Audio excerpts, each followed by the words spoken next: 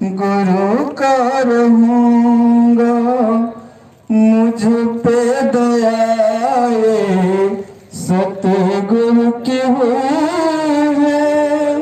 मुझ पे दयाए सतगुरु की हुई है कि चरणों में तेरे ठोर मिली है। गुरु बिन जीव का ना कोई है ठिकाना, ये मैं सबसे कहूँगा। गुरु का हुआ हूँ, गुरु का रहूँगा, गुरु का रहूँगा। प्रेमी का तुझसे है जन्मों का नाता, प्रेमी का तुझसे है जन्मों का नाता। भक्ति का नाता, प्रेम का नाता, प्रेम गुरु से लगा कर आँखें निभाना, ये मैं सबसे कहूँगा। गुरु का हुआ हूँ, गुरु का रहूँगा, गुरु का रहूँगा। दुनिया के लोग चाहे ताने भी देंगे, दुनिया के लोग चाहे ताने भी देंगे।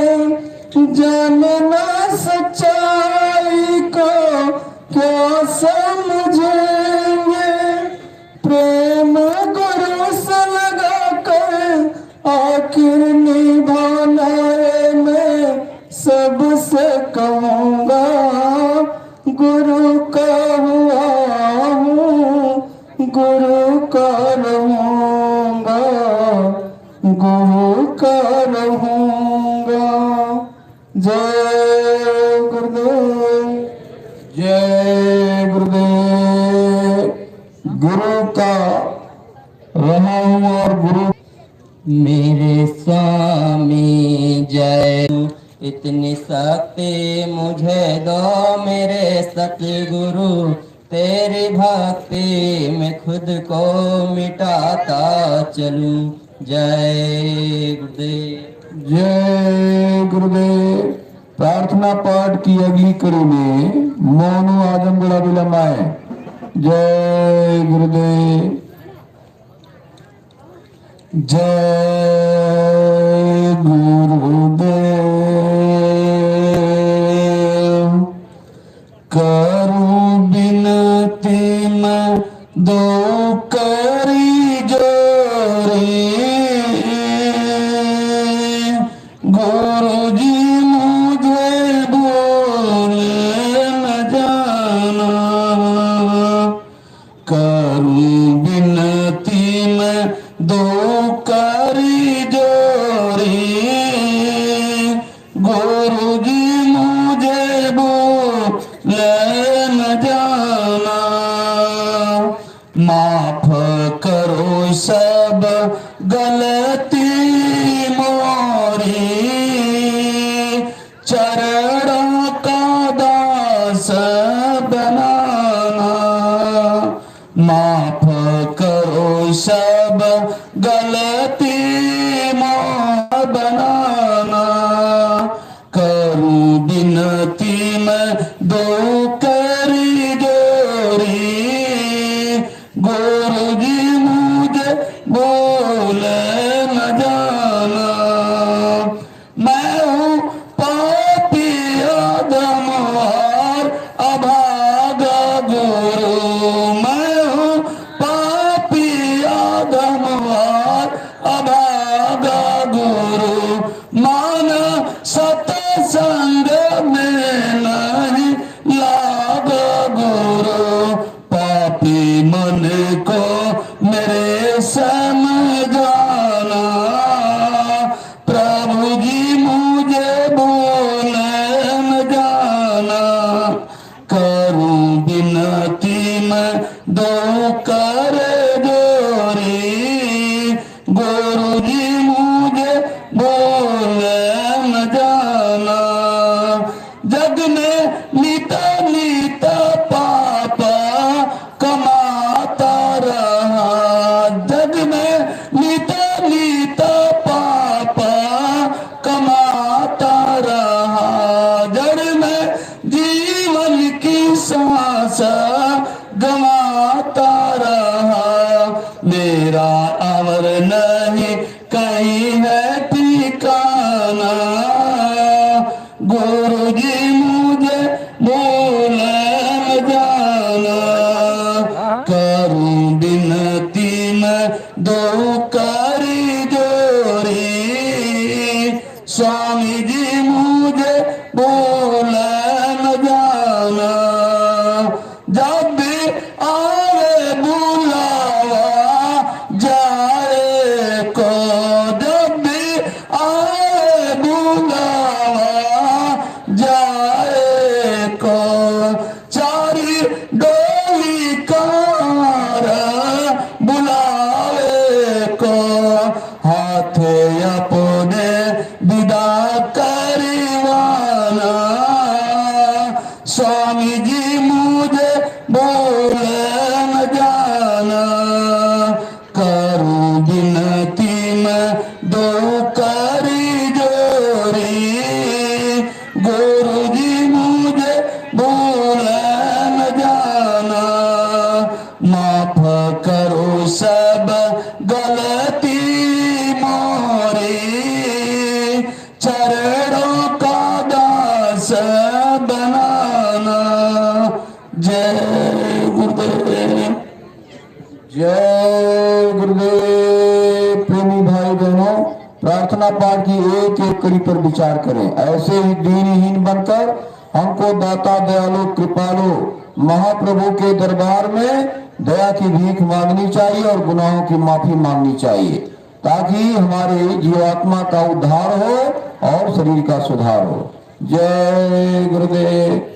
प्रार्थना पाठ के अगले क्रम में श्री राजमन भाई मुंबई संगत, वो सीतापुर जनपद के प्रेमी, वो प्रयागराज, आप तीनों लोग एक साथ मालिक के श्री चौरों में प्रार्थना पाठ की सेवा प्रस्तुत करें।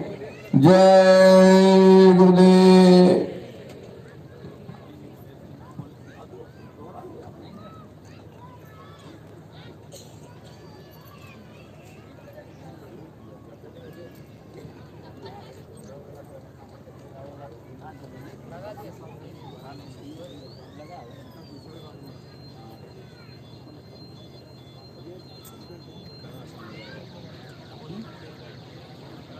भाई आइए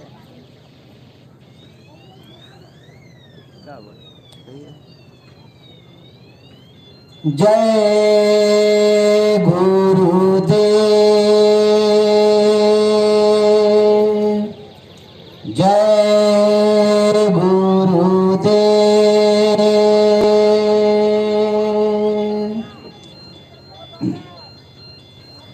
मैं तो खड़ा हूँ दुआरिया, खोल दो किमरिया, मन की खोल दो।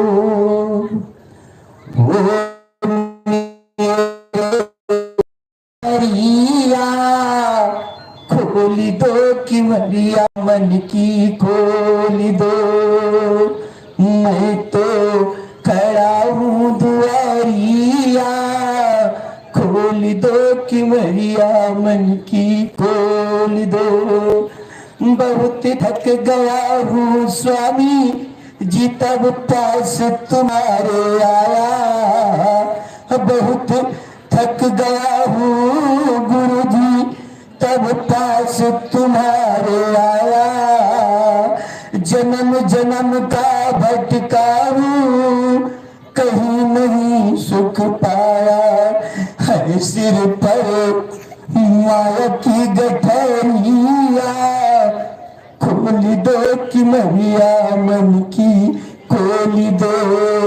मैं तो खड़ा हूँ दुआरिया, खोल दो कि मरिया मन की खोल दो हो मेरे सतगुरु सवरिया खोल दो कि मरिया मन की खोल दो।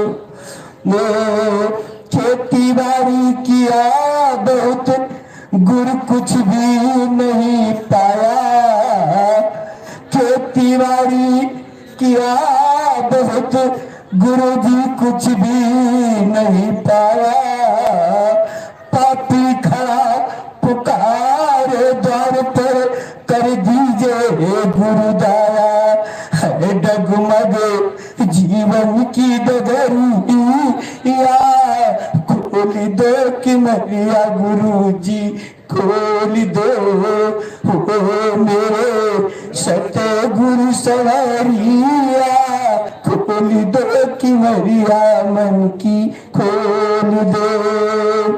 जड़ जीव अंडज पिंडज सब है नाथ तुम्हारे जड़ जीव चेतन अंडज पिंडज सब है नाथ तुम्हारे दास करे दास गुरु जी आया शरण तुम्हारे उतारो पाप की गठरिया उतारो पाप की गठरिया खोल दो कि मरिया गुरु जी खोल दो हो मेरे सतगुरु सवरिया खोल दो कि मरिया मन की खोल दो। जय गुरुदेव जय गुरुदेव। प्रार्थना पाठ के अगले क्रम में हृदयानंद सोनी प्रयागराज। जय गुरुदेव। इसमें भी लगा देखिए का देखे हैं। जय गुरुदेव प्रोसेस कर रहा है। जय गुरुदेव नाम प्रभु का जय गुरुदेव। गुरुदेव तुम्हारे चरणों में सतकोट प्रणाम मेरी नैया पार लगा दो ना कितनों को पार उतारा है गुरुदेव तुम्हारे चरणों में सतकोट प्रणाम हमारा है मेरी नैया पार लगा दो ना कितने पड़ते हो गद जाता हूँ स्वामी मिल जाता बड़ा सहारा है उस मूर्ति माधुर की झांकी यदि सदा मिला करते स्वामी सौभाग्य समझते हम अपना को तू लोक तुम्हारा है मैं बारंबार प्रणाम करो चरणों में शीश झुकाता हूँ अब पार अवश्य हो जाऊंगा गुरु तुमने पतवार संभाला है गुरुदेव तुम्हारे चरणों में सतकोट प्रणाम हमारा है मेरी नैया पार लगा देना कितनों को पार उतारा है। जय गुरुदेव जय गुरुदेव। प्रार्थना पाठ की अगली कड़ी में राजमन भाई मुंबई संगत। जय गुरुदेव। एक के बार में हम बोलते तो रुक जाते हैं यार इसीलिए नहीं बोलते। जय गुरुदेव। तुम्हारे दया के नजर चाहता हूँ तुम्हारी दया की नजर चाहता हूँ सतगुरु तुम्हारे मेहर चाहता हूँ मैं पापे जन्म का अदम राह भूला मैं पापी जन्म का अदम राह भूला मंजिल के अपने डगर चाहता हूँ सतगुरु तुम्हारे दया चाहता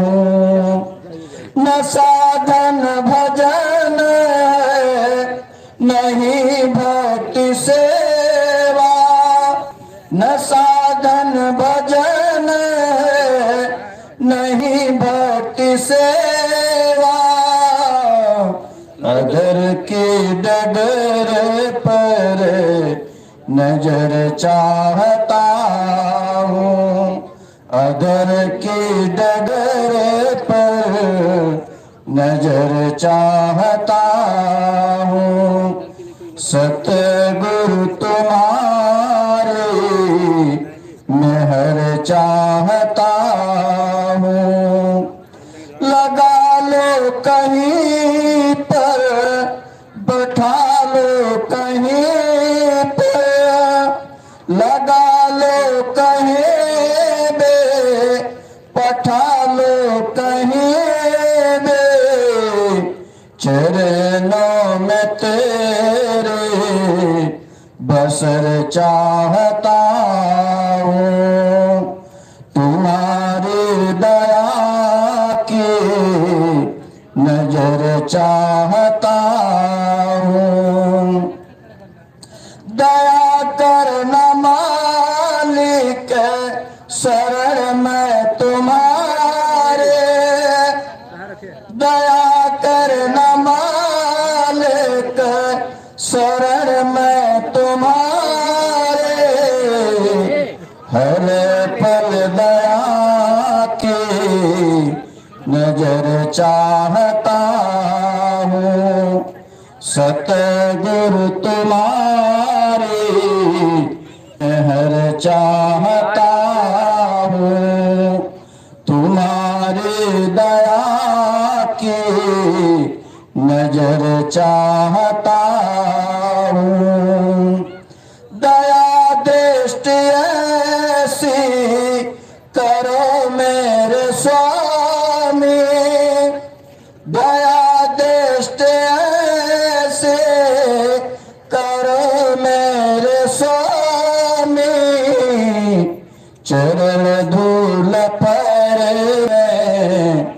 गुजर चाहता हूँ चरण धूल पर मैं गुजर चाहता हूँ तुम्हारी दया की नजर चाहता हूँ सतगुरु तुम्हारे मेहर चाहता हूँ जय गुरुदेव जय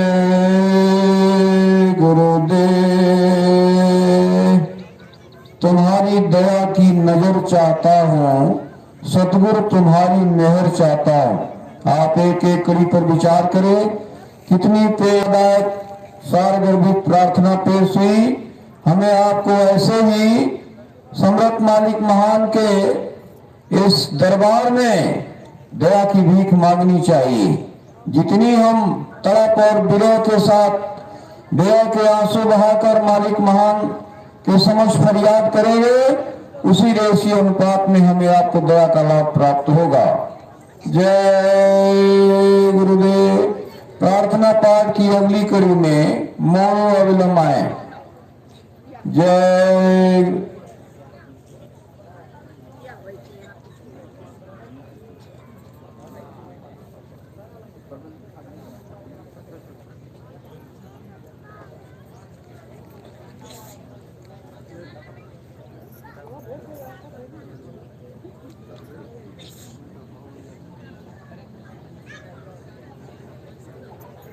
जय गुरुदेव।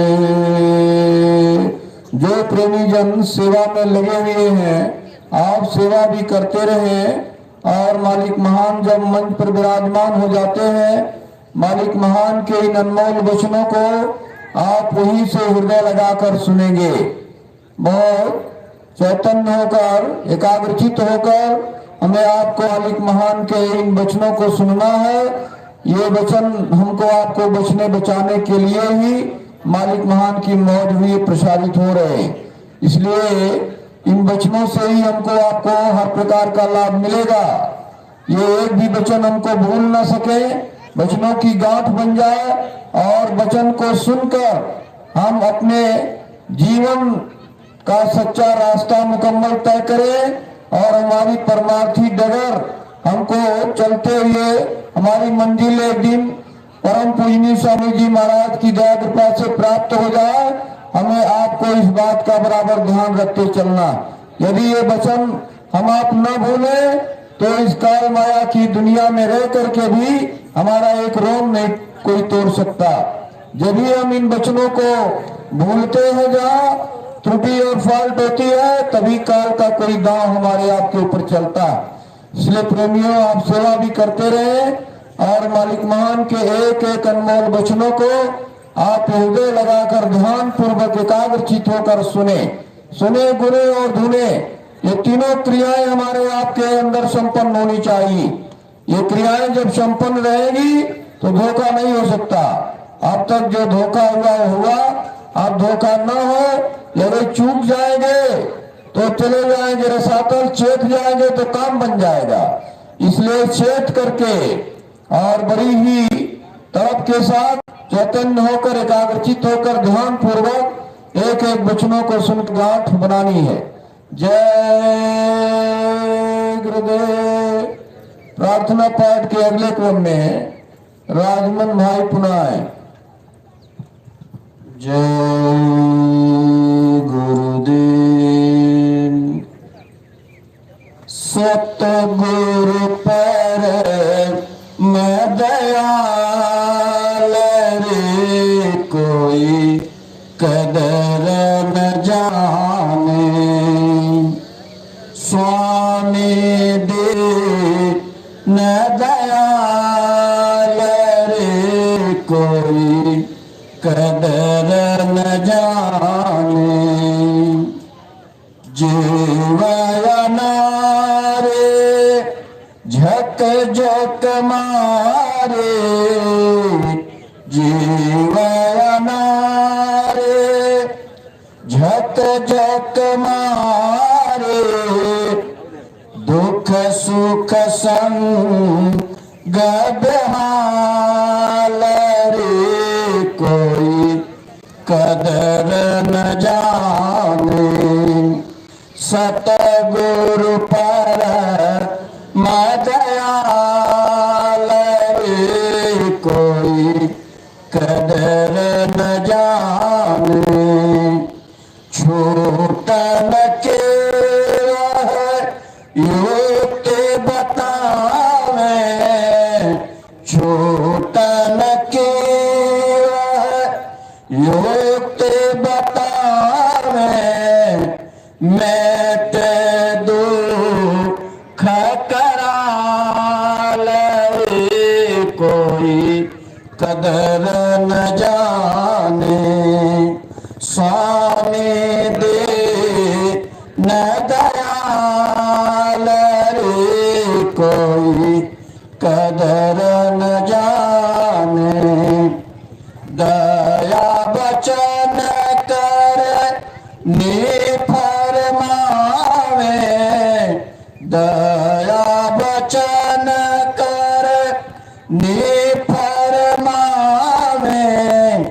काल करम पामाल रे, कोई कदर न जाने। सतगुरु दे न दयाल रे, कोई कदर न जाने। निस दिन तेरे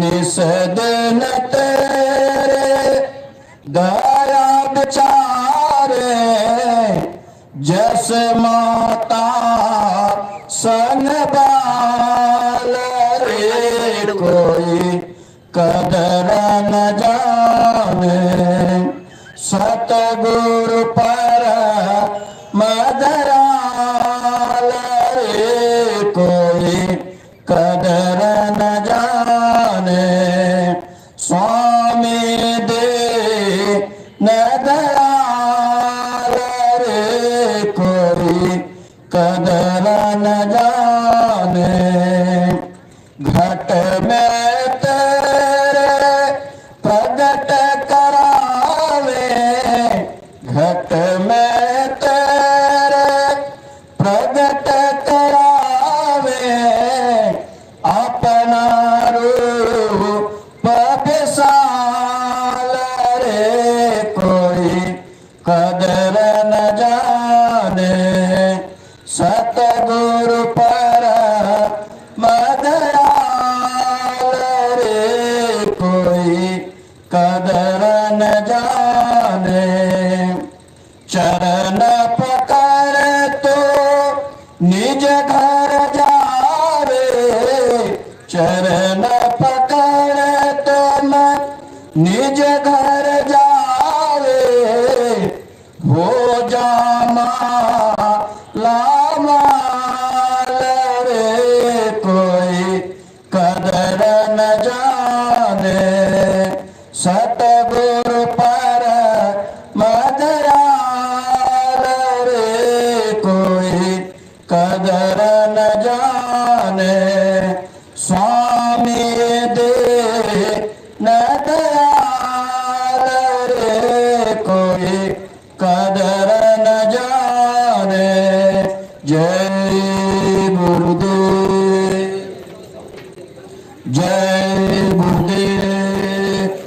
स्वागतम स्वागतम स्वागतम स्वागतम स्वागतम स्वागतम स्वागतम स्वागतम, पाक दर्शन तुम्हारा धन्य, पाक दर्शन तुम्हारा धन्य, स्वागतम स्वागतम स्वागतम स्वागतम स्वागतम स्वागतम स्वागतम स्वागतम, तुम चरणों की पाकर दया लेते, तुम चरणों की पाकर दया लेते, धन्य मेरे नगर की जनी हो गई, स्वर्ण मेरे नगर की जमी हो गई, आज तुझसे ठिकाना नहीं, हो गए आपकी जो निराले राम। स्वागतम स्वागतम स्वागतम स्वागतम स्वागतम स्वागतम स्वागतम स्वागतम।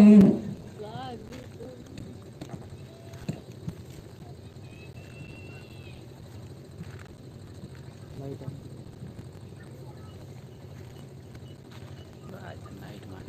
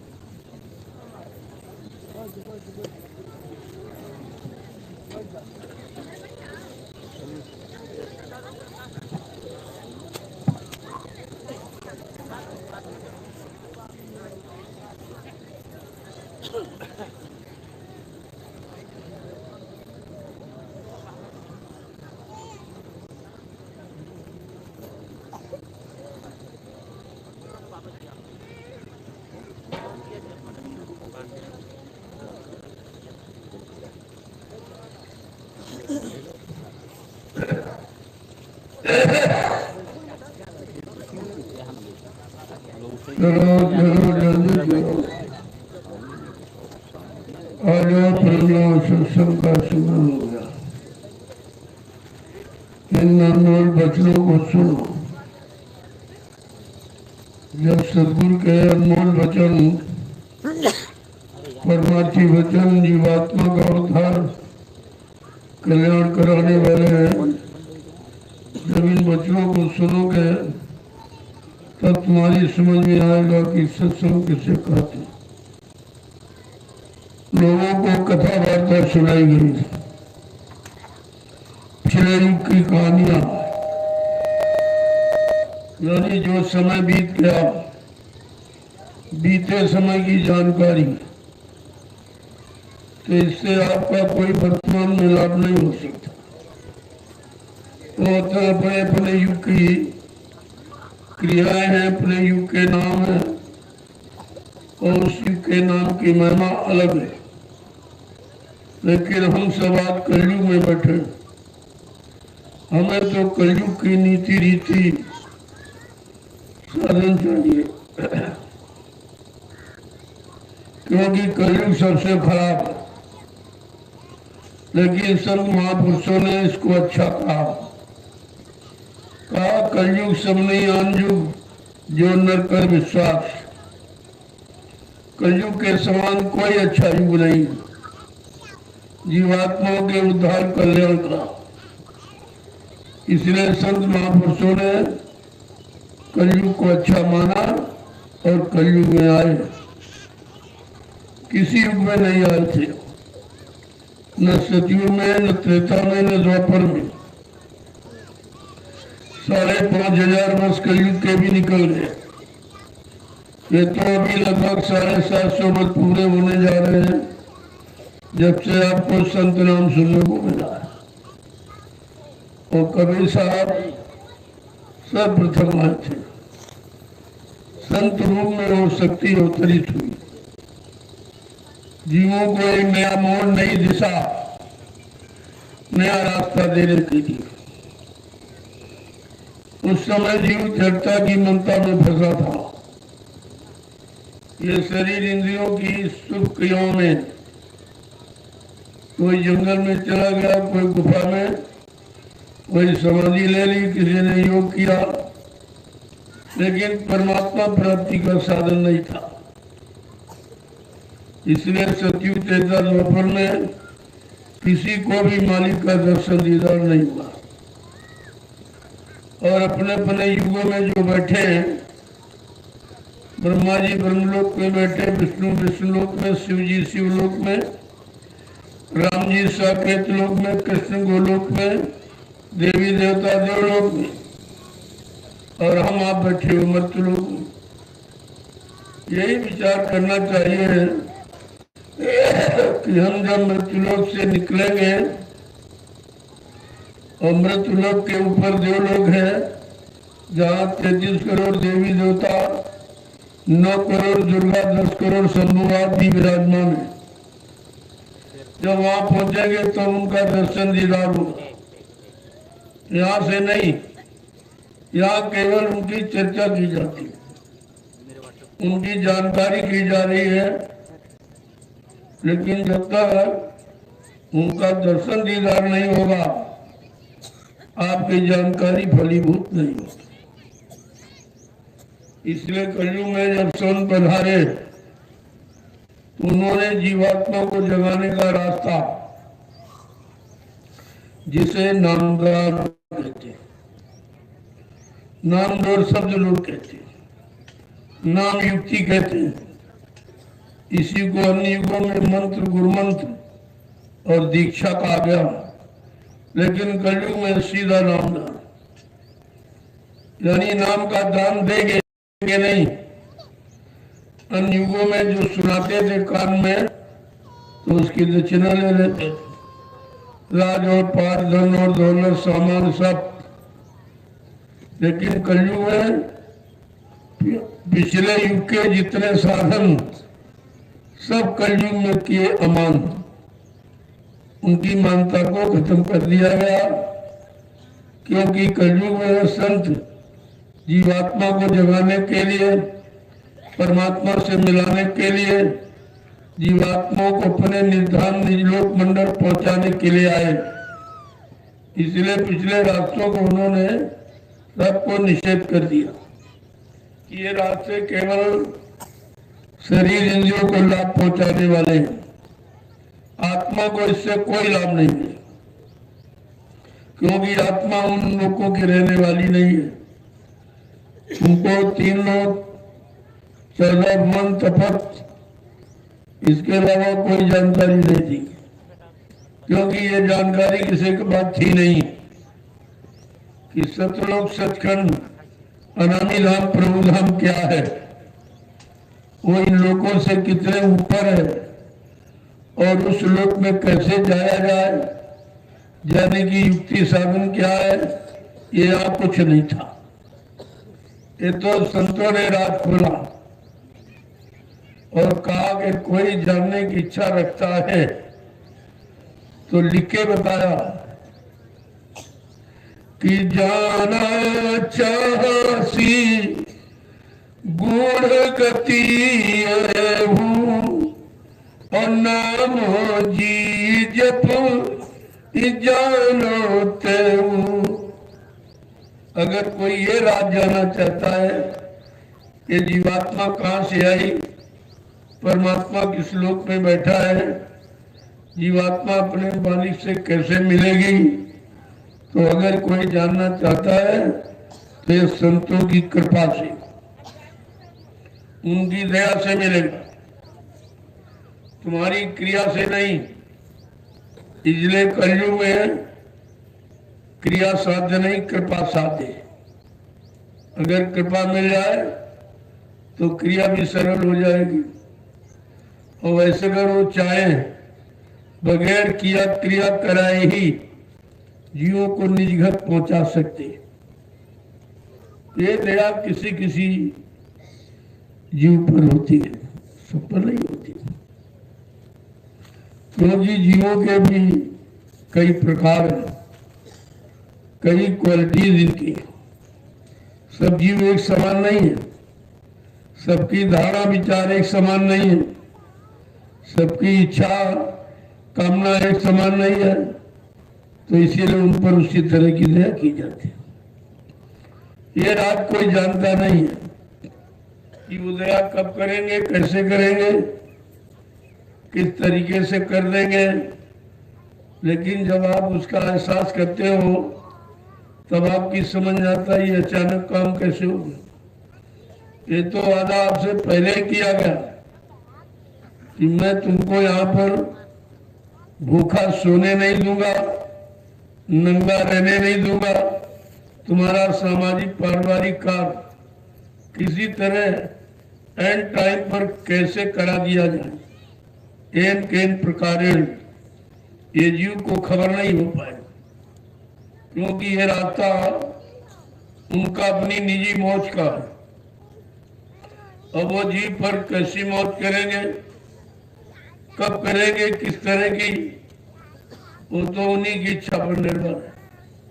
हाँ, अगर उनके आदेश हुक्म का पालन करते रहोगे तो दया पाने के अधिकारी बनो, वो अधिकार आपको मिल सकता, और कोई रुपए पैसे से नहीं। ये संत मत में है ही नहीं। संत मत माने सच्चा मत, सच्चा विचार, सच्चा रास्ता, जीवात्माओं को सत्यलोक पहुंचाने वाला, उसको संत मत कहते। इसमें भी तमाम भिन्नता मतों में हो गई, लेकिन कहते हैं ये मत मतांतर जो सर्व मत को जान जाते हैं वो मत मतांतर के फिरकों से अलग हो जाते, उन पर यह दया हो जाती है। और आप इस बात को नहीं समझ पाते हो कि दया कैसे होगी। कहा अगर वो चाहे तो अपने जीव को सदैव ले जाकर किसी लोक मंडल मुकाम में ठहरा कर उसके संचित कर्मों की अदायगी करा देंगे, जीव को भनक भी नहीं पड़ेगी, काल को भनक नहीं पड़ेगी। काल वो गुप्त सुरंगों को नहीं जानता, ऐसी ऐसी गुप्त सुरंगें हैं, इसलिए काल दयाल से हार गया और दयाल के आगे काल कुछ कर नहीं सकता। लेकिन दयाल उसकी बाधा में कोई, उसके काम में कोई बाधा नहीं डालते। किसी तरह धीरज से अपने जीव को निकालकर घर पहुंचा देते। काल भी खुश रहता, उनका काम भी हो जाता। नहीं तो एक बार ये काम चुटकी बजाते हो सकता, लेकिन उसकी मर्यादा, अनुशासन ये समाप्त हो जाता है।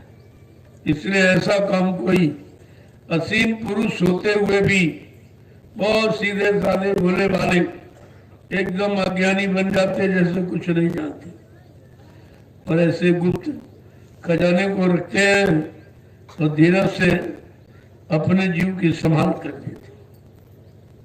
और उनका जीव कौन है? जो उनके आदेश हुकुम का पालन करे।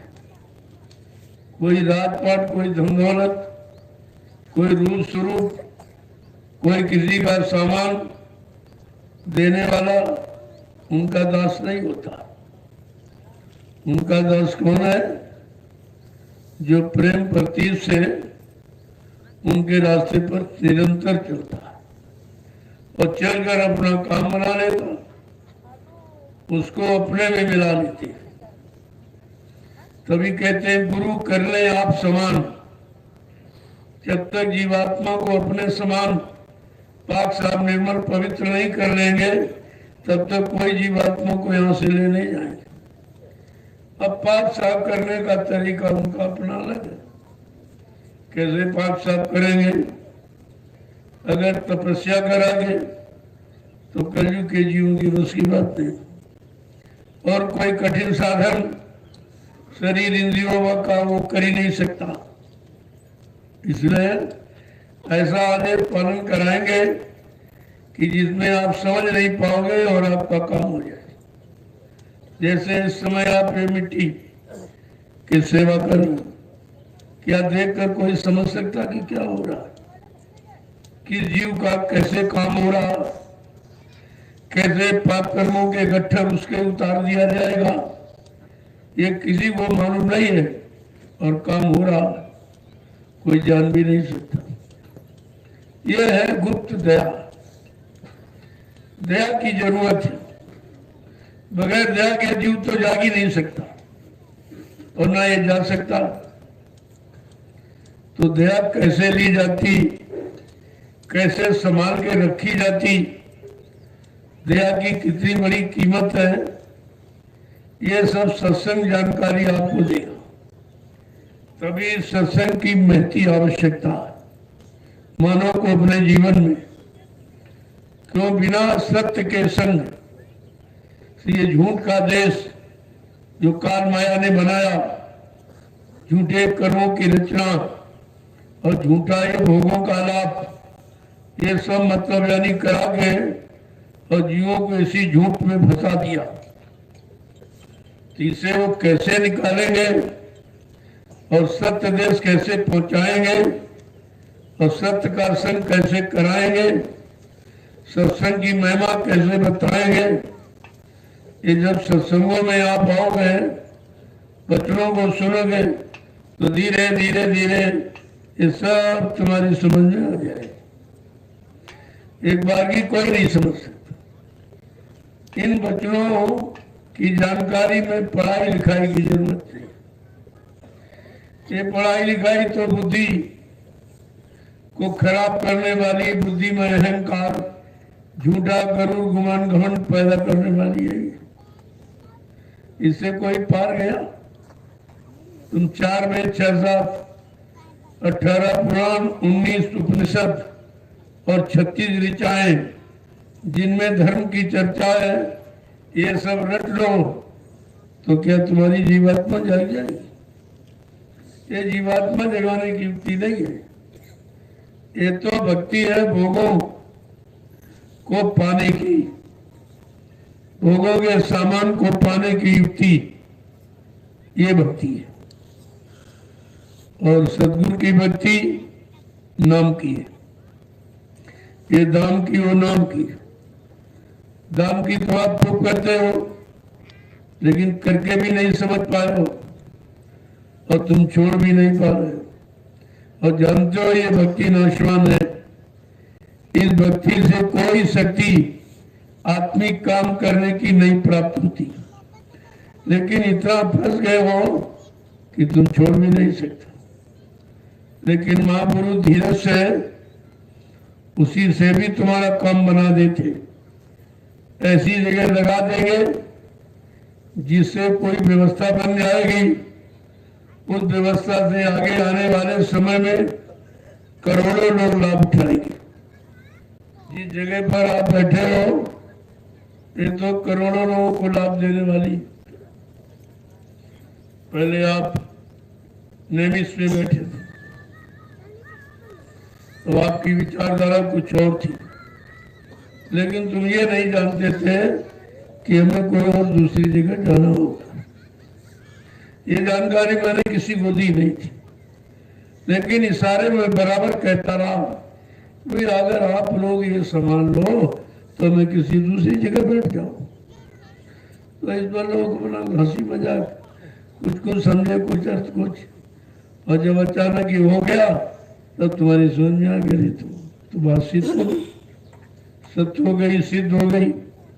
क्योंकि जो भी होगा वो तुम्हारे सामने, तुम्हारे द्वारा, तुम्हारी भलाई के लिए, तुम्हारे उद्धार कल्याण के लिए होगा। यहाँ कोई काम ऐसा नहीं है जिससे तुम्हारा कोई नुकसान हो।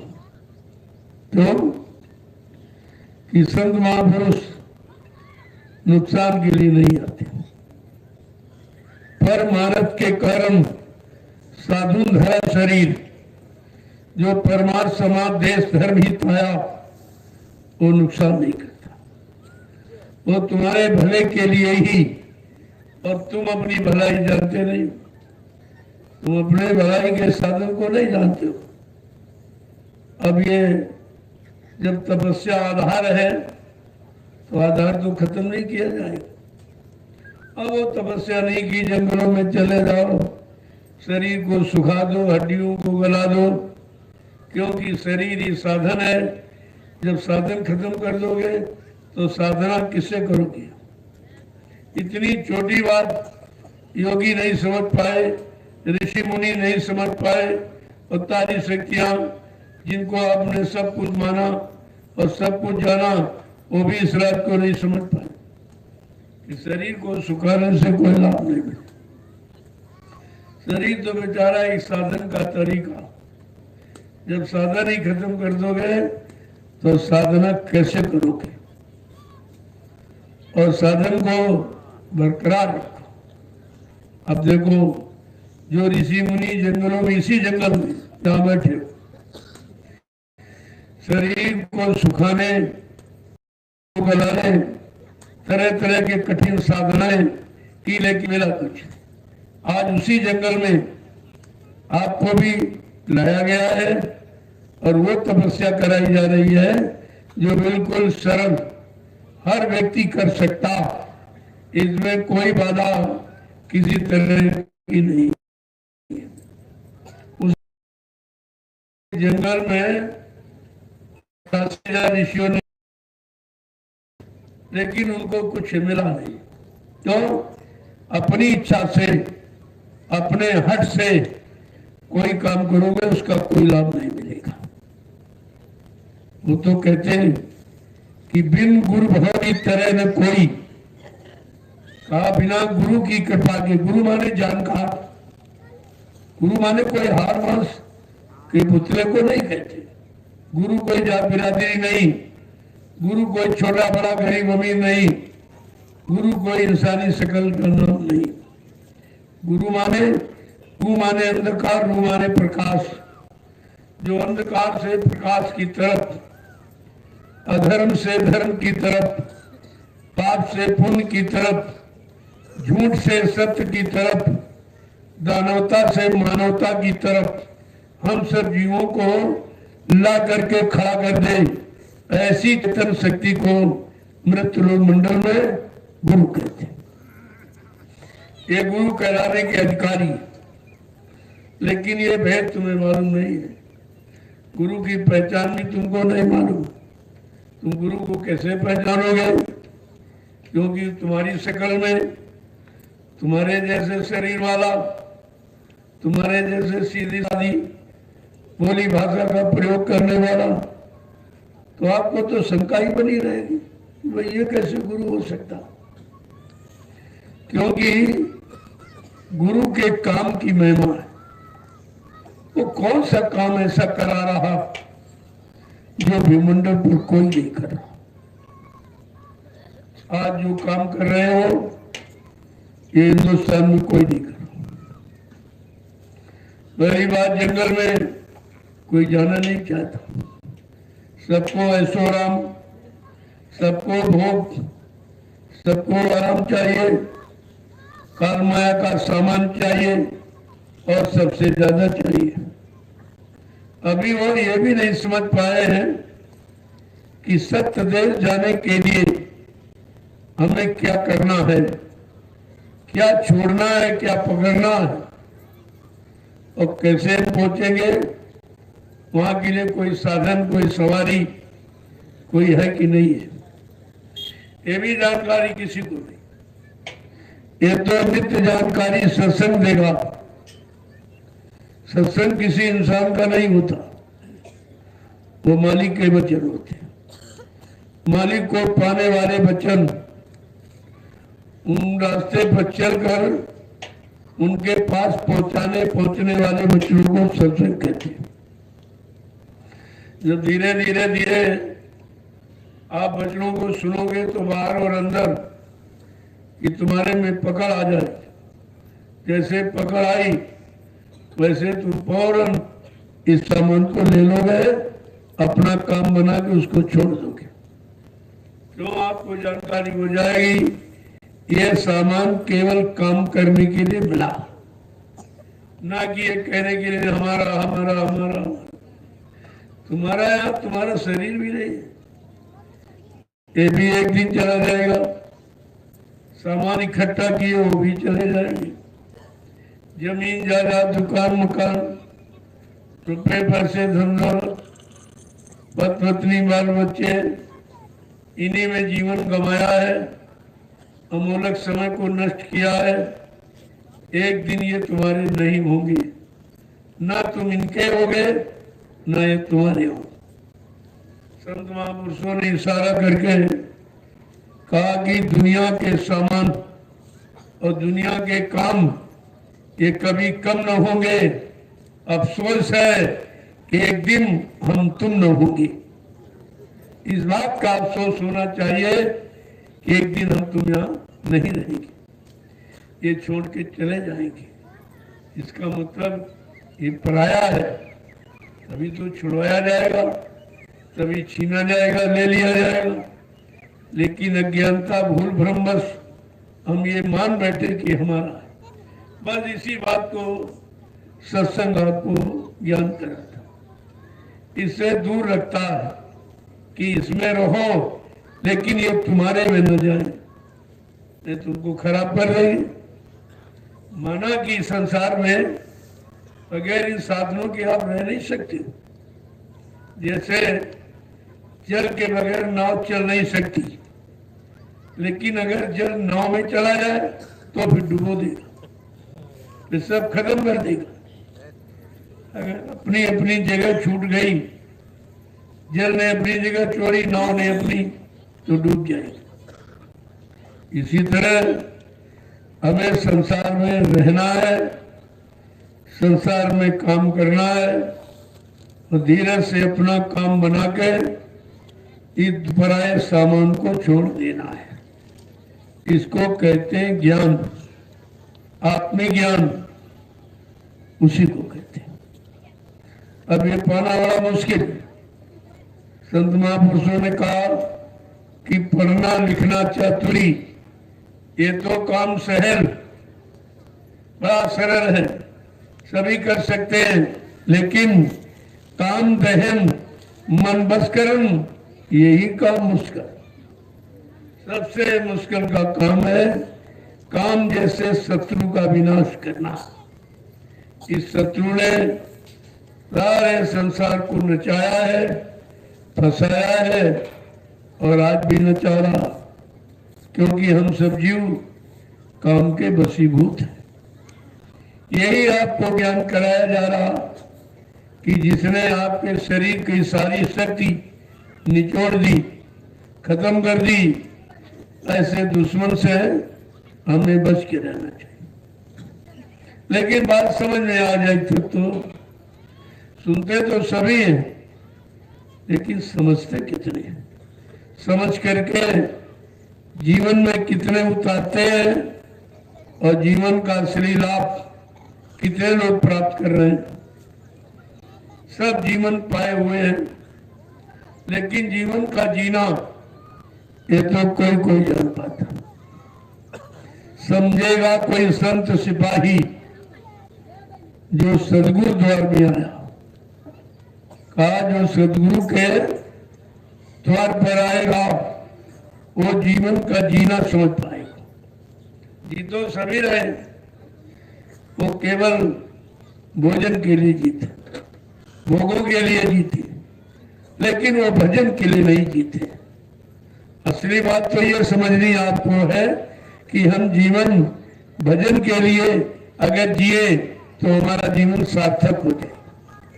लेकिन ये तो करोड़ों में कोई एक इस कलयुग में, जब सतयुग जैसे अच्छे सत्य युग में ये काम लोग नहीं कर पाए, तो ये झूठे युग में, कलयुग में ये कैसे होगा?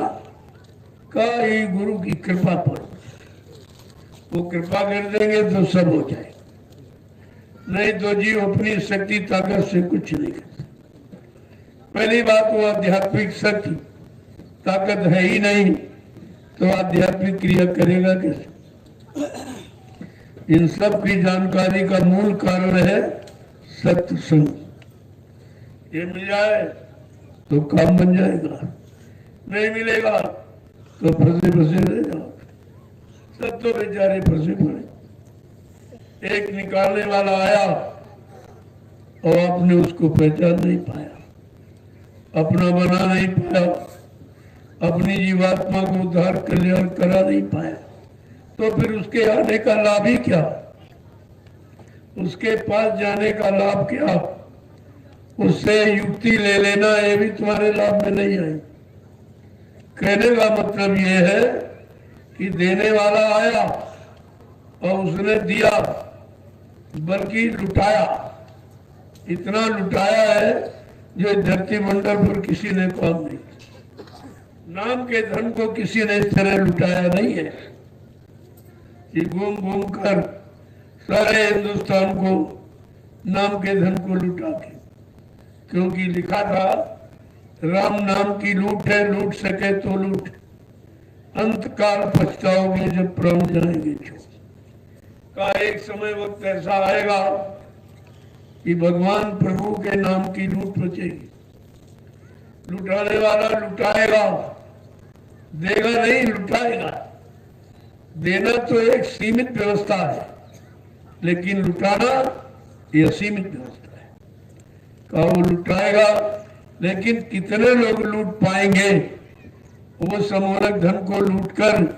कितने लोग जो लूट रहे हैं काम को लोभ मोह अहंकार जैसे शत्रुओं से अपना छुटकारा करा पाएंगे? ये जानकारी आपको रखनी चाहिए। लेकिन हम ये बेचारा कुछ जानता नहीं है, इसलिए उसको बड़ी सरल भाषा में उतना दिया जाए जितना वो हजम कर सके, जितना लेके कुछ कर सके।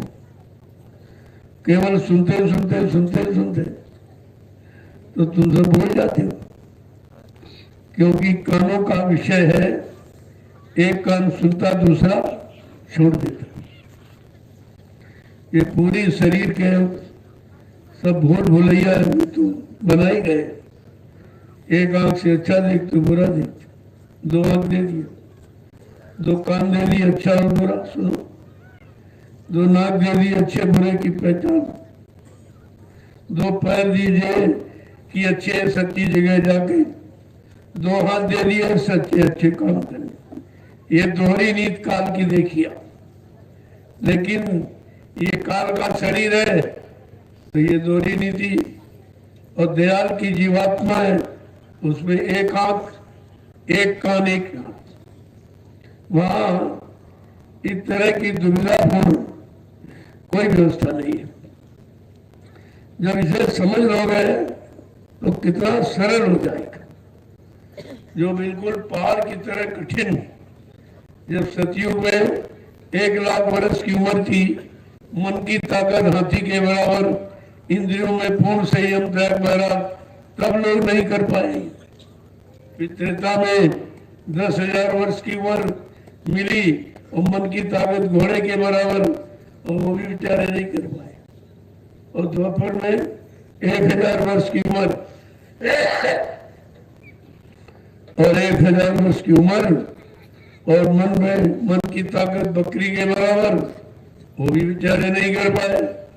अब तो कलयुग है, कलयुग में 100 वर्ष की उम्र है और मन की ताकत चींटी के बराबर है। अब आप सोचिए, चींटी जैसा कमजोर मन क्या कर सकता है? कुछ बस की बात है उसकी? तभी आप परेशान होगी, हमारा मन भजन में नहीं लगता, ध्यान में नहीं लगता, सुमरन में नहीं लगता। क्या इसके पहले कभी लगा था? जो कहते लग नहीं रहा, लग नहीं, अरे कभी लगा ही नहीं, और किसी ने लगाया नहीं, और लगाना किसी को मालूम नहीं था, और लगाने वाले आए नहीं थे, तो व्यवस्था ही नहीं थी। अब एकदम नवीनतम व्यवस्था है जीवों के सामने आके खड़ी हो कि तुम्हारे मन को लगाया जा सकता। जैसे अगर भजन में हम बैठा रहे तो इसमें आते तो सो जाएंगे, सत्संग में बैठो तभी सो रहे लोग, तभी मन भाग रहा इधर उधर। लेकिन अगर कहे सेवा करो, फिर ये कही नहीं, सेवा में ये कुछ कर ही नहीं सकता, ना नींद को ला सकता है, ना इधर उधर जाएगा, कहीं कुछ नहीं, स्वीर है उसी में लगा नहीं। इसलिए कलयुग के जीवों के लिए ये सेवा एक प्रधान अंग है परमार्थ को पाने का। अब आप इसको भी नहीं कर पा रहे, कहते सेवा भी हमारे बस की नहीं, तो फिर तुम्हारे बस का है क्या? न भजन करोगे, न सत्संग सुनोगे, न मतलब यानी कोई अच्छा सच्चा काम करने के लिए तुम्हारा मन परिवार गवा देगा, फिर तुम करोगे क्या? और बिना कर्म की कराए कुछ दिया नहीं जा सकता, क्योंकि काल देश की व्यवस्था है कर्म का, कर्म प्रधान है। बिना कर्म कराए इस काल देश का कोई सामान न दिया जा सकता है, न यहां से जीव को निकाला जा सकता। इसलिए एक है शारीरिक कर्म जो सभी लोग करते हो, खाना पीना सोना कमाना, मल मूत्र त्याग करना और औलाद बच्चे पैदा करना, ये तो शरीर के सभी कर्म करते हो और सारे जीव करते हो।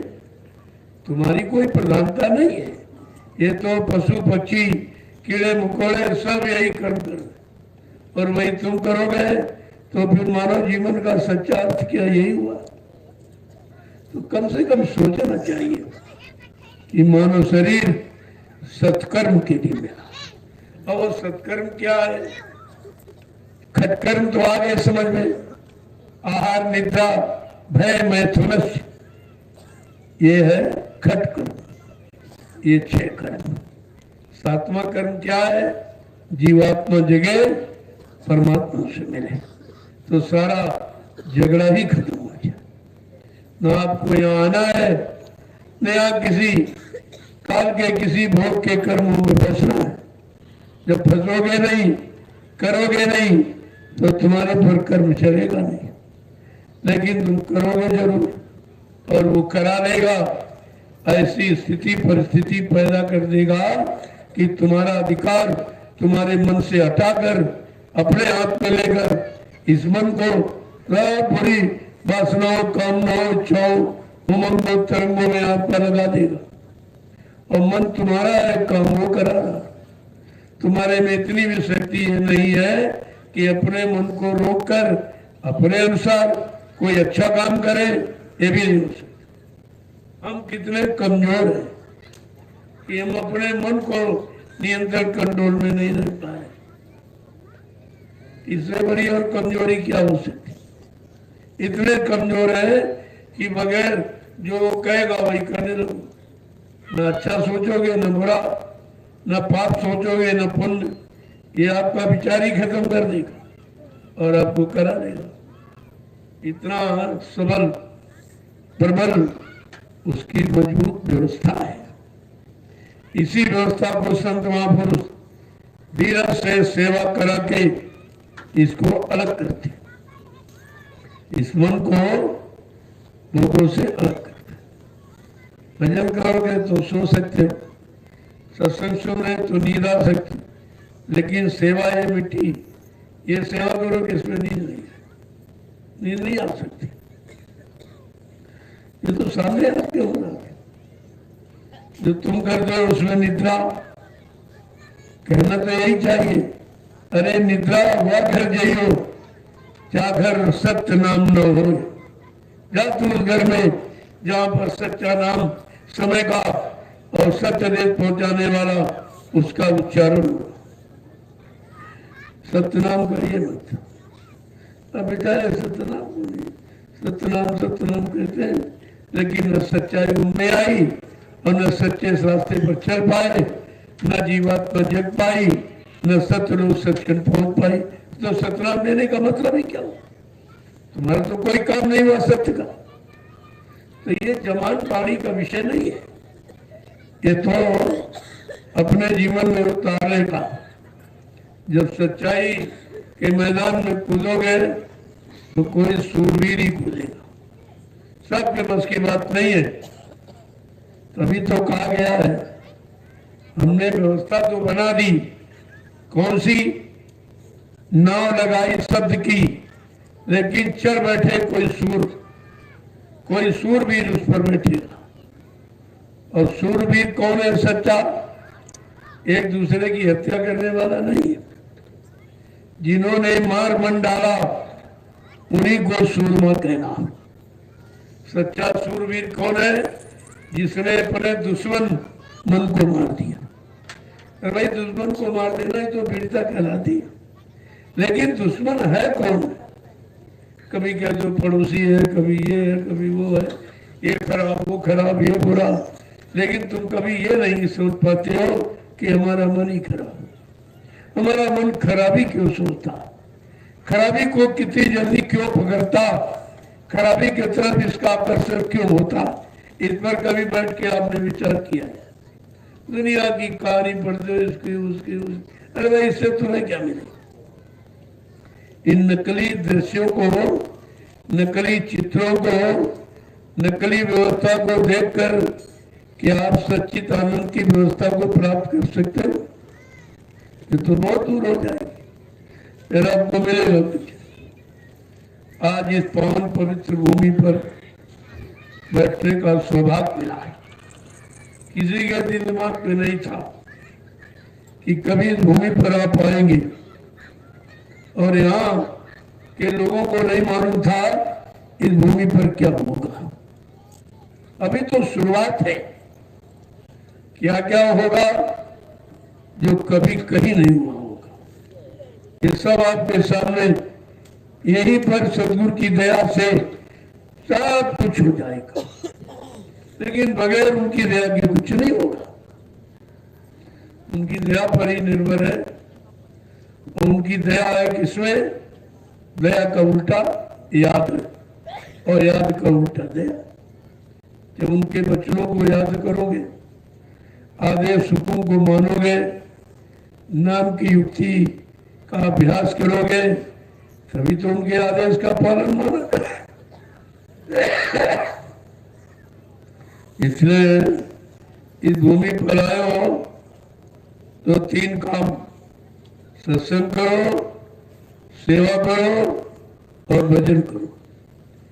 तीसरे के अलावा चौथा कोई काम नहीं। ये कलयुग में व्यवस्था है जीवों की, ये सत्संग, सेवा और भजन। जब सत्संग करोगे तो सारा ज्ञान, सारी जानकारी तुम्हारे पास जानकारी होगी, अच्छी सच्ची सेवा में लग जाओगे। सेवा तो आप कर रहे हो, परिवार की, बाल बच्चों की, देश की, समाज की, लेकिन तुमने अपनी जीवात्मा की कोई सेवा किया जो तुम्हारे काम आने वाली है, वो तो सेवा तुमने की नहीं। उस सेवा का तुम्हारे कोई जानकारी आपको नहीं थी, तो हम इसी सेवाओं में समय गंवाते रहे। परिवार की, बाल बच्चों की, समाज की, देश की, इनकी और उनकी, और अपनी जीवात्मा की कोई सेवा नहीं। जिस सेवा करने के लिए ये मानव तन मिला, परमात्मा ने बड़े भाग मानुष तन पावा, सुर दुर्लभ सदग्रंथम। सारे सच्चे ग्रंथ, सच्चाई का बखान करने वाले ये सब यही कहते हैं, अगर मानव शरीर जिसको मिल गया वो बड़ा भाग्यशाली। लेकिन ये भाग्यशीलता हम कैसे प्राप्त करेंगे? कोई पाना भाग्यशाली नहीं, अरबों करोड़ों लोग पाए हुए शरीर को। ये 2 अरब से ऊपर आबादी है, ये सब मनुष्य शरीर पाए हुए, मनुष्य शरीर। लेकिन कितने ने मनुष्य शरीर का अर्थ समझा कि आखिरकार परमात्मा ने मनुष्य शरीर ही क्यों दे दिया? अरे घोड़े का, गधे का, पशु का, पक्षी का, कीड़े मकोड़े का कोई दे सकता, उसके पास तो 4 खान 84 लाख शरीर है, कोई दे सकता था, यही क्यों दिया? इसी पर हमें आपको गहन अध्ययन और विचार करना चाहिए। क्यों मिला, आखिरकार क्यों दिया, उसकी क्या इच्छा है, किस यानी इच्छा को पूरी करने के लिए उसने दिया है, किस काम के लिए दिया है, क्या इस पर किसी ने विचार किया? कुछ बस रात पाट, धन दौलत, मान सम्मान, अधिकार, इसके सिवा यही नहीं जान रहा कि हमारे मानव जन्म का अधिकार क्या है, मानव जन्म क्यों मिला, इस जन्म का लाभ के पाने का लाभ क्या है, कैसे हम जीवन को सार्थक बनाएंगे, ये जानकारी किसी को नहीं है। एक तो है नहीं, और कोई अगर आपको बताए तो हम मानते नहीं।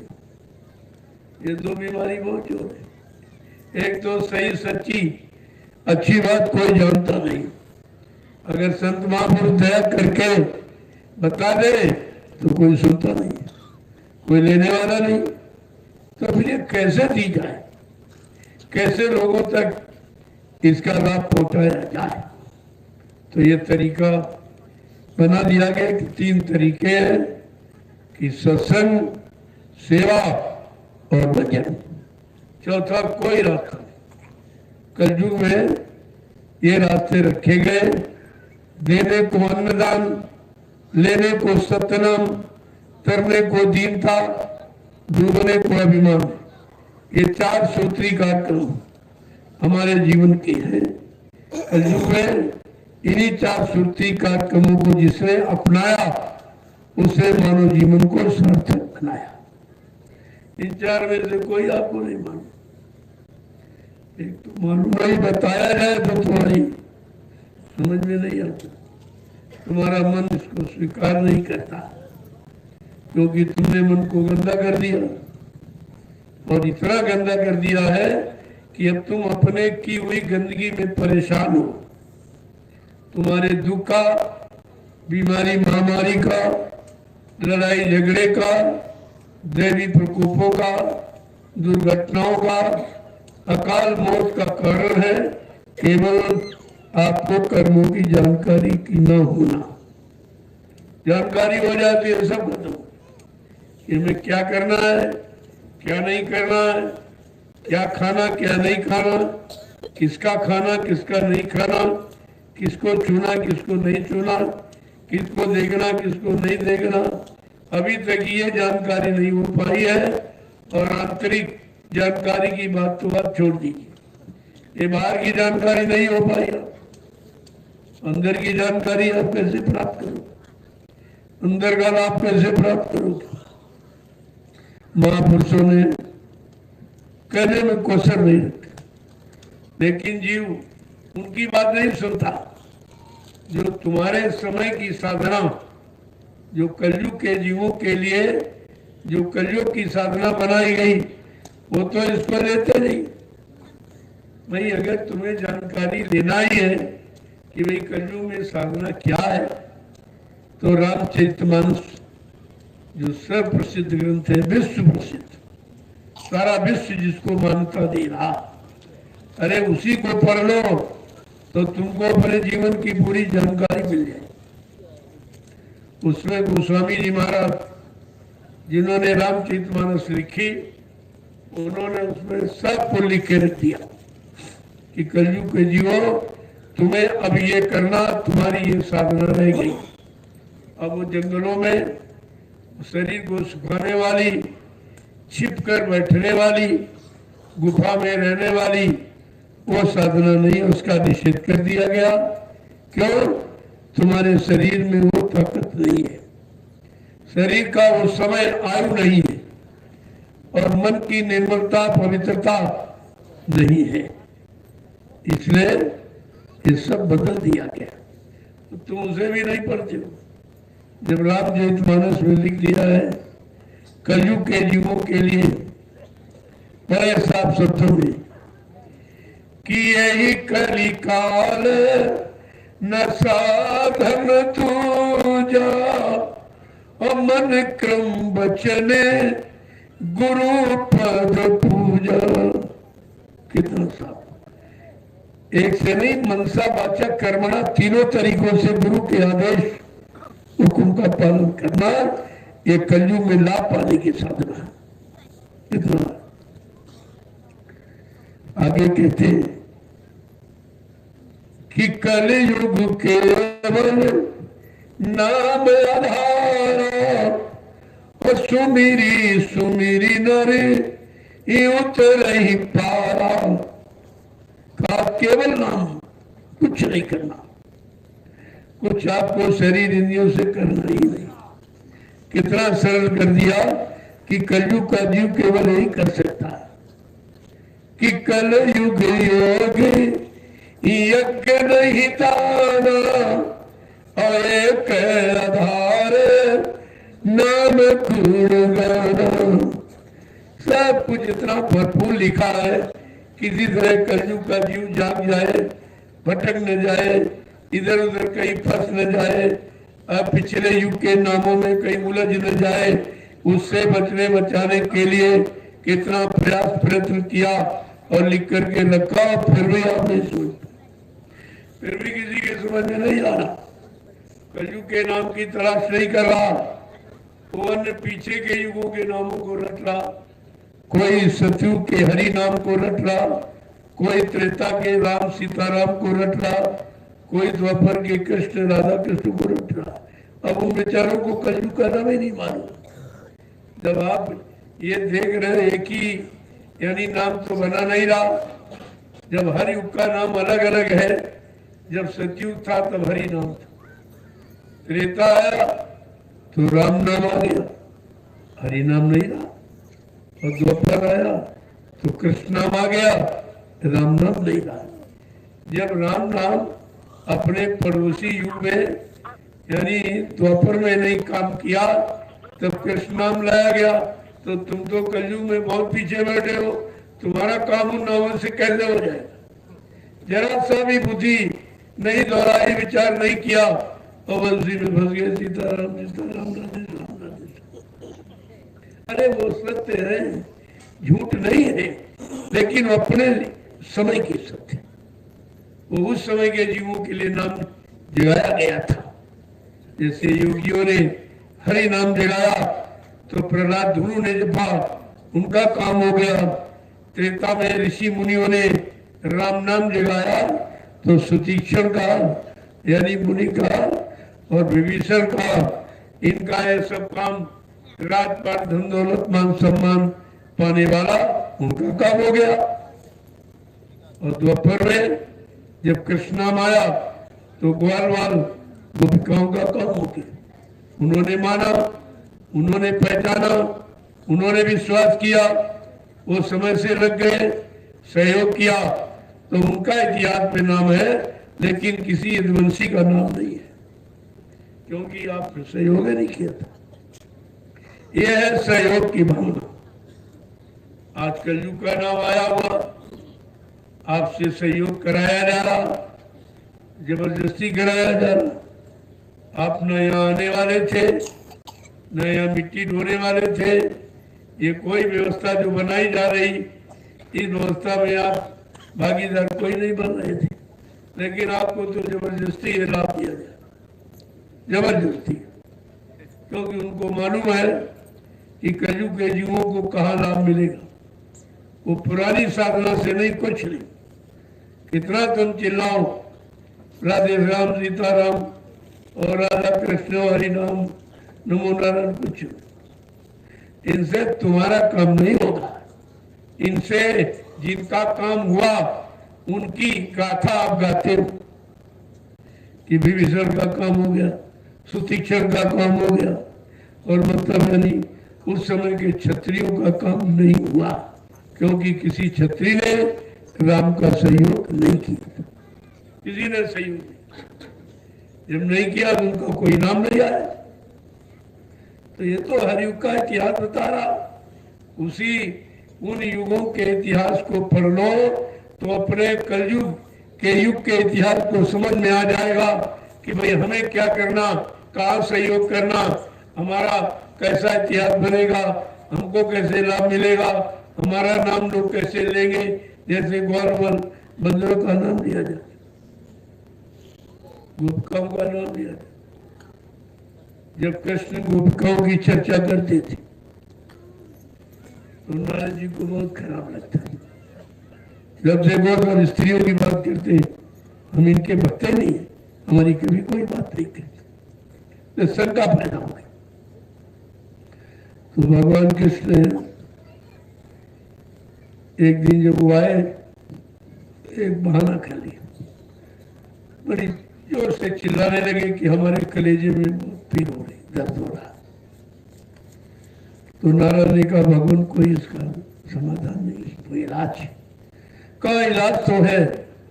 अगर मृत्यु लोक का भक्त मेरा अपने पैरों की धूल दे दे तो ये मेरा दर्द चला जाए। नारद जी ने कहा ठीक है, जाऊंगा। जब मृत्यु लोक में आए, जिससे कहे वो कहे अरे मैं क्या नर्क में जाऊंगा, भगवान को पैरों की धूल देकर क्या मैं नर्क में चला जाऊंगा। वापिस लौट के चले गए। पूछा महाराज कोई तैयार नहीं हुआ। कहा कि ब्रज गए थे गोपिकाओं के पास, तब बड़ी खुशी हुई उद्धव को, ये तो बड़ा अवसर मिल गया है। अगर गोपिकाएं पैरों की धूल देंगे सब नर्क में चली जाएंगी, बड़ा अच्छा साधन है। तो इसी भाव में हो गए।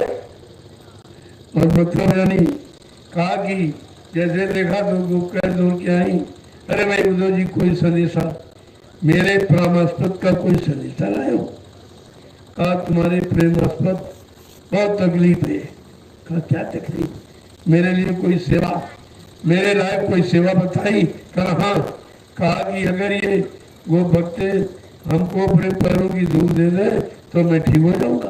अरे कहा ये कौन सी बड़ी बात। और फट से गोपिकाएं इकट्ठे हुई और सब अपने पैर झाड़ने लगी। अब नारद जी सोच रहे कि इनको डर भी नहीं कि नरक में चली जाए। कहा अपने को खुश करने के लिए स्वर्ग नरक क्या है। अब जब लेके पहुंचे तो भगवान किसने कहा उधर ले आए हो। कहा कहना तू नारद तुम्हारे पास भी तो पैर थे, क्या तुम नहीं दे सकते। ये भक्त की पहचान।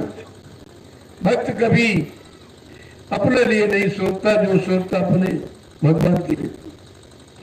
उसके लिए कुछ भी करना पड़े, अनुचित उचित विचार कर ये पालन विद्वान का, वहां उचित अनुचित का विचार नहीं होता।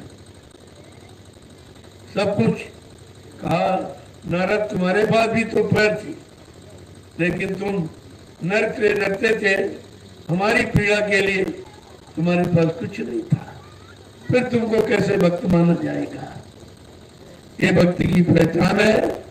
जो अपने भाव विचारों की सारी शक्ति अपने इष्ट आराध्य गुरु को अर्पण कर देता है, वो उसकी भक्ति कहलाती है, वो उसका भक्त कहलाता है। ये जानकारी जब मिली तो बड़ा पश्चाताप नारद जी को कि देखो मैं ये छोटी बात को नहीं सुन पाया। कहा इसीलिए भक्त की याद की जाती, भक्त की महिमा इनको समझा दी, बता दी। तो प्रेमियों, हमेशा ये जानकारी रखनी चाहिए कि हम जिसकी भक्ति करने जा रहे हैं, भक्ति माने आदेश हुक्म का पालन, और भक्ति में शक्ति, और शक्ति ही युक्ति, और युक्ति ही मुक्ति का कारण बन जाती, ऐसे मुक्ति मिल जाती। आदेश पर नहीं तो कुछ नहीं, सब आप हो जाते। इतना सरल तो कभी नहीं रहा, और आज भी इसका अर्थ कोई नहीं जानता। ये मिट्टी डलाई जा रही, ये मिट्टी नहीं है, ये वो मिट्टी है 88,000 ऋषियों की तपोभूमि। उस मिट्टी को अपने सिर पर रखकर, सिर पर चढ़े तमाम पापों का गट्ठर जो आपने लाद रखा है, वो उतारा जा रहा है। उसको उतारने का एक तरीका, ये रखो और वो उतारो, ये सब आपके हित पे किया जा रहा है। अब ये कर्मों की अदायगी का एक कैसा रहस्यमय तरीका है, लेकिन तुमको इसके चक्कर में नहीं पड़ना चाहिए। तुमको ये सोचो हमारा काम हो जाए, कोई कुछ भी करना पड़े, कोई तरीका हो, कोई युक्ति हो, आप हमारे काम को कर दीजिए, हमारे भार को कम कर दीजिए, पापों के गट्ठर को उतार दीजिए। तुम्हारे पास कोई भी कैसा तरीका, जय विधि होए नाथ हित मोरा, करो सुबेगी दास में तोरा। जो भी तरीका पाप के कर्मों का उतारने का आपके पास हो, आप उसे अपना लीजिए। कोई विधि, कोई तरीका हो, आप कर दीजिए, मैं सब प्रकार से आपका दास हूं। ये है भक्ति। तो बात तो धीरे धीरे समझ में आएगी आपको। जय गुरुदेव, जय गुरुदेव, जय गुरुदेव, जय गुरुदेव नाम किसका, जय गुरुदेव नाम किसका, जय गुरुदेव नाम किसका, प्रभु का प्यारा नाम। अब लोग खड़े हो जाइए, लोग खड़े हो जाओ। अगर दो वचन अपने बचाने के लिए समझ में आ जाए तो सत्संग हो गया, और सब हो गया। सत्संग इसी को कहते हैं। 2-2 घंटे, 4-4 घंटे इधर बोला जाओ, उधर सपाट, आगे पाठ पीछे सपाट, सब बोलते चले जाओ, कुछ याद नहीं रहता, तो समय खराब नहीं करना। मैं 8-8 घंटे पहले बोलता, जीवों को इधर लाने के लिए 8-8 घंटे। धीरे धीरे धीरे जब जीव आने लगे तो बताने का समय कम हो, 3 घंटे 4 घंटे, धीरे धीरे अब और कम, अब घंटों में भी मिनटों में रह गया, और धीरे धीरे भी खत्म हो जाए। अब आप करने में लग जाओगे, फिर बकने की सुनाने की जरूरत ही क्या। सुनाया, कहा, बताया जाता, केवल करने की तैयारी, और जब करने लगोगे तो कहने की कोई जरूरत कुछ नहीं, सब सारा बकवास खत्म हो जाए, कुछ नहीं। जय गुरुदेव, जय गुरुदेव, जय गुरुदेव नाम किसका, प्रभु का प्यारा नाम। जोर से बोलो, मिल बोलो, बोलना होगा, कबीर से बोलो।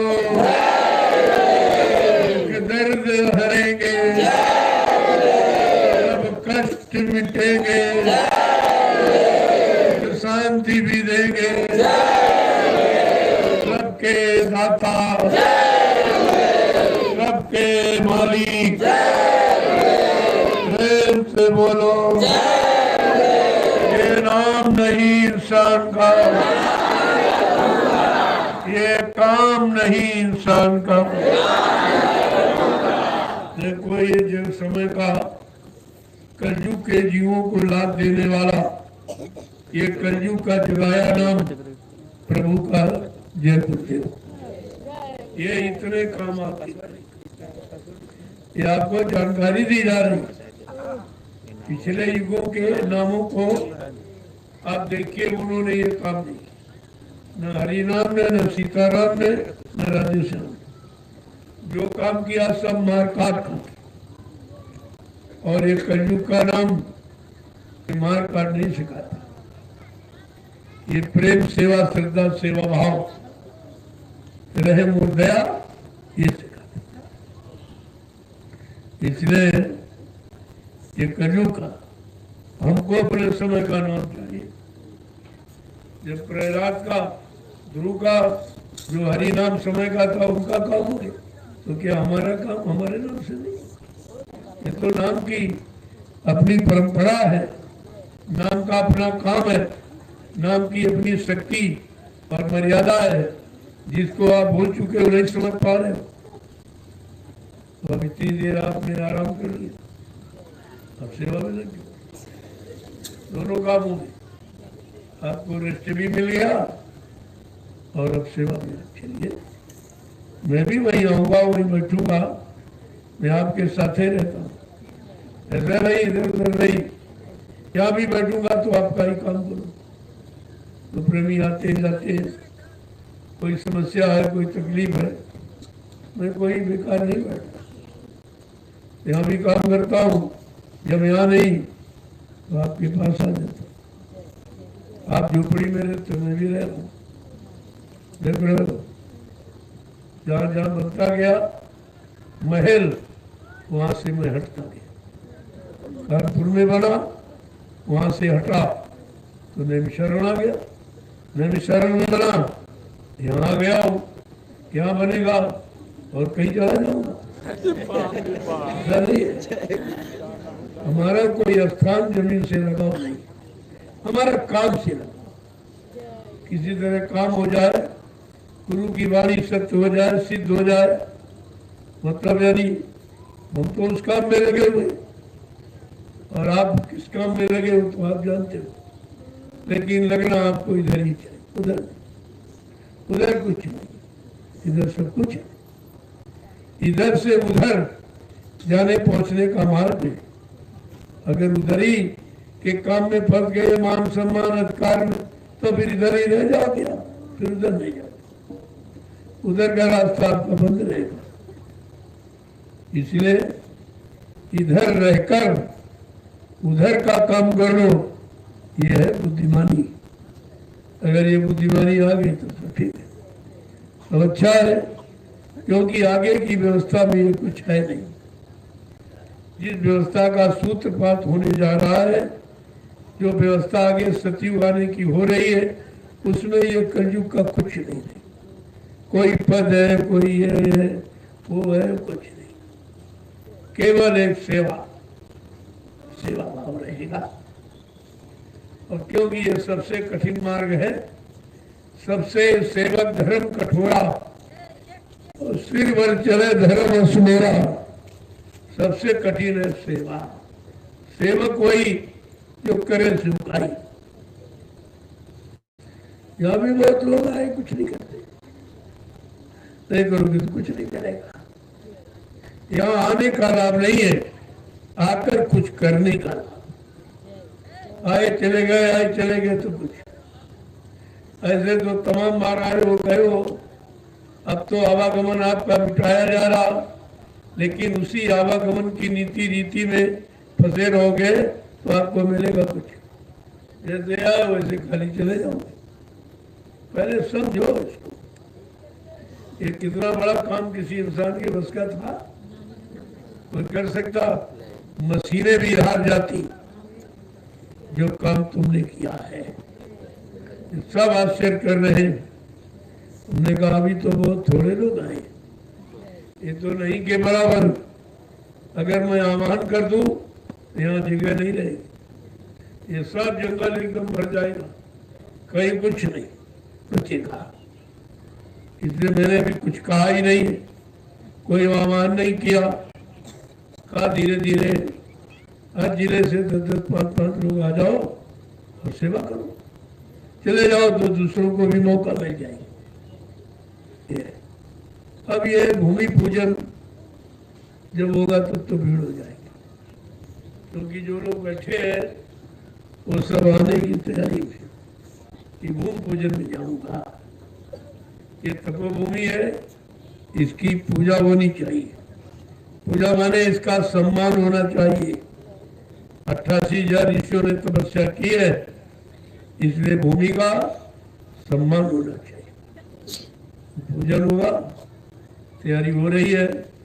जैसे तैयारी पूरी हो जाएगी तो मतलब यानी ये सब सूचना दे देंगे, पहुंच जाएगी। सब 24 घंटे में पूरे हिंदुस्तान में पहुंचे, सब जान जाएंगे कि पूजन क्यों हो रहा है, पूजन का मतलब क्या है। तो ये तो जानकारी लोगों को जब होगी, जब पूजन हो जाएगी।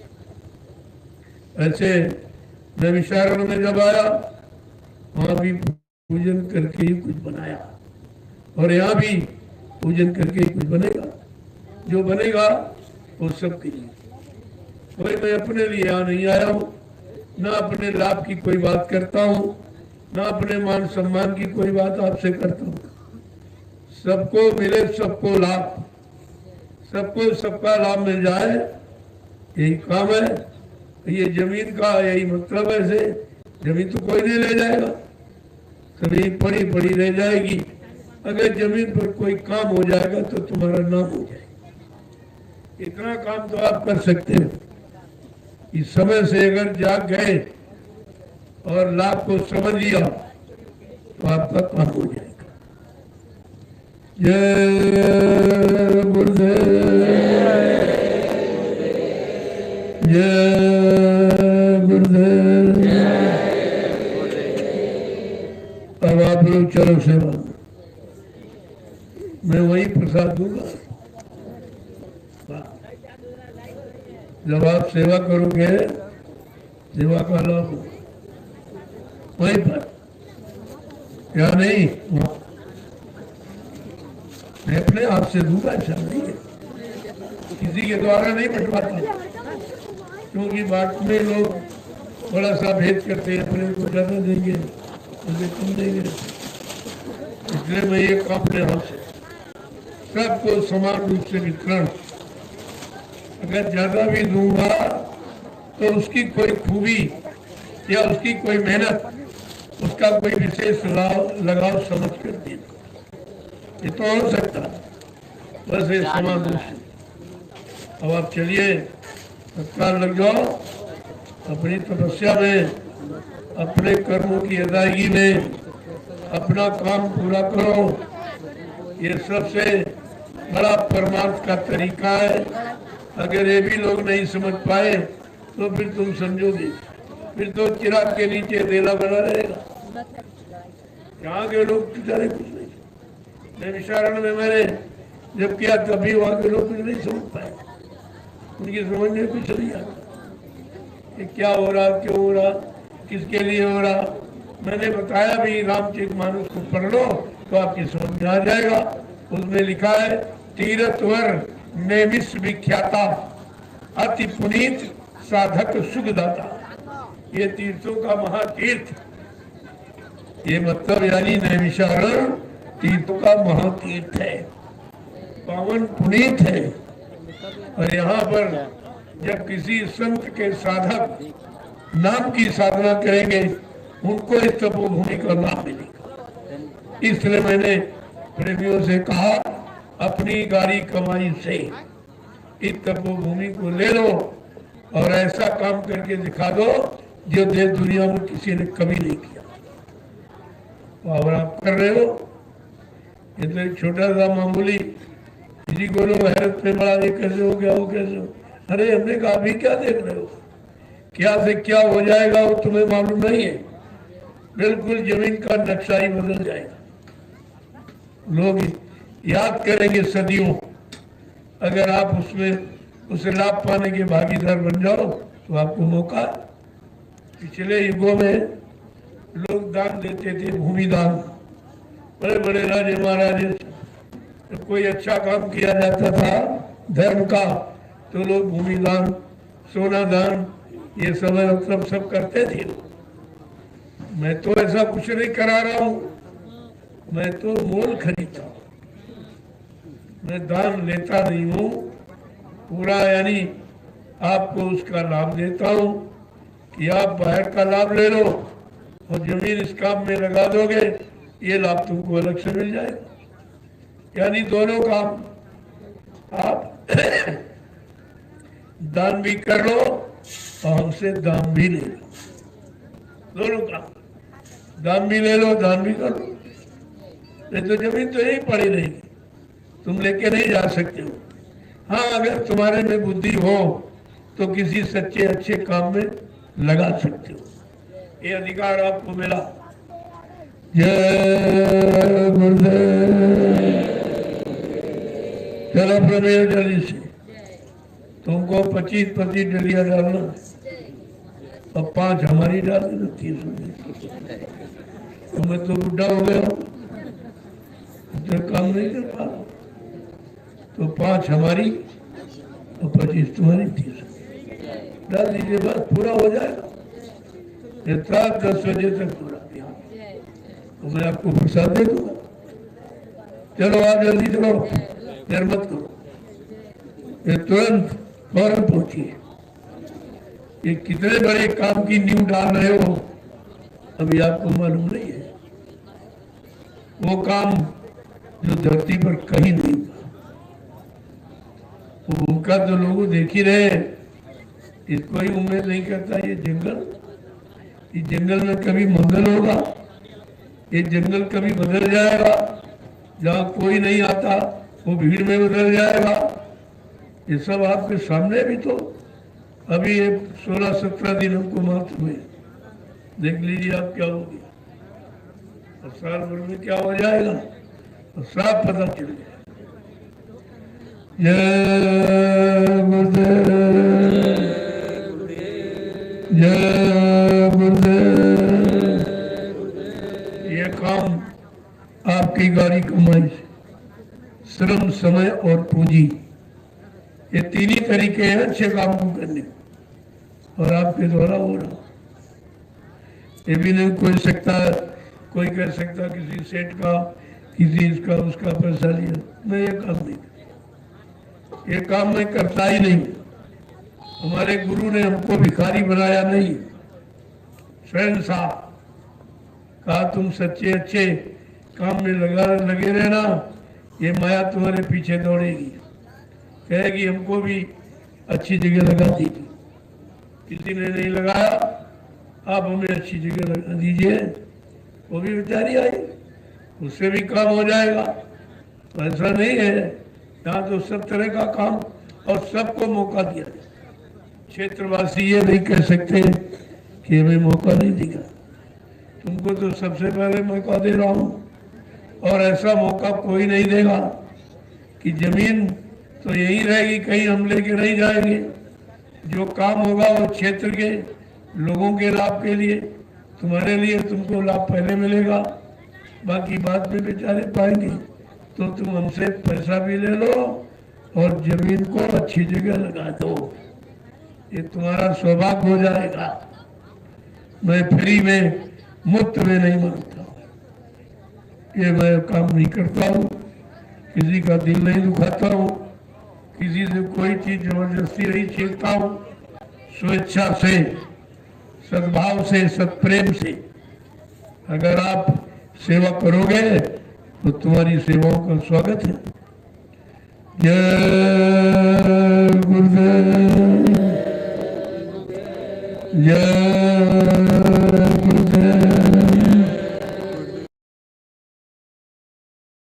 ये माला है, एक माला स्वीकार होती है, इतना बड़ा लाभ अधिक किया, बहुत बड़ा लाभ है।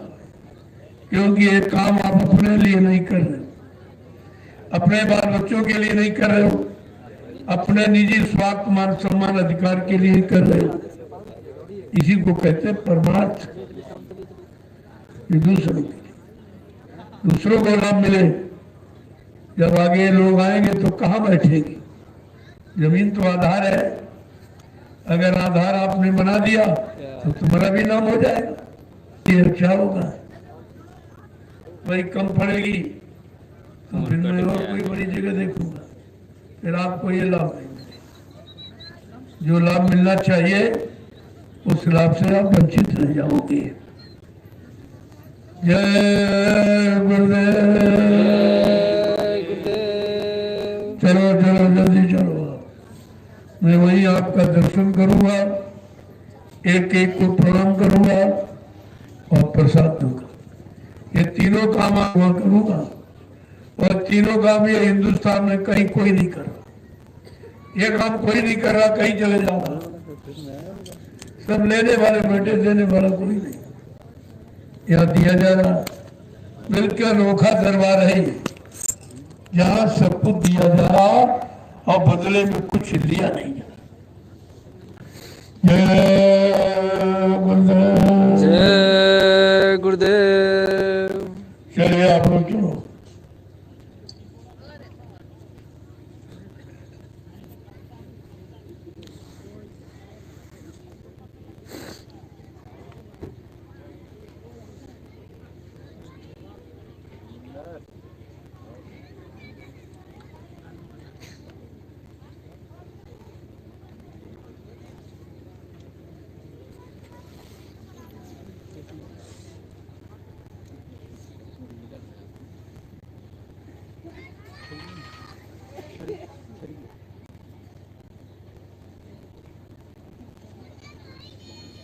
खड़ी लगाई खड़ी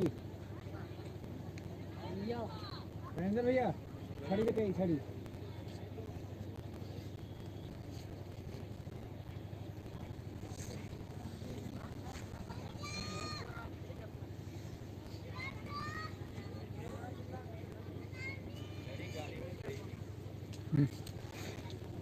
पकड़ा है यार, पकड़िए वहाँ पे।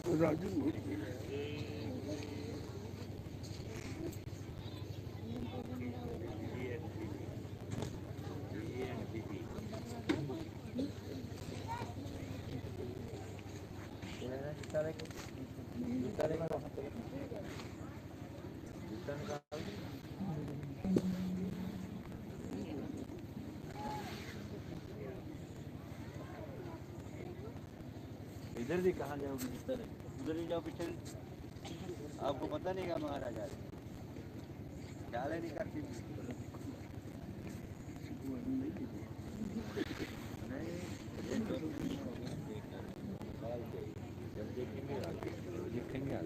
एक बार दर्शन कर लो।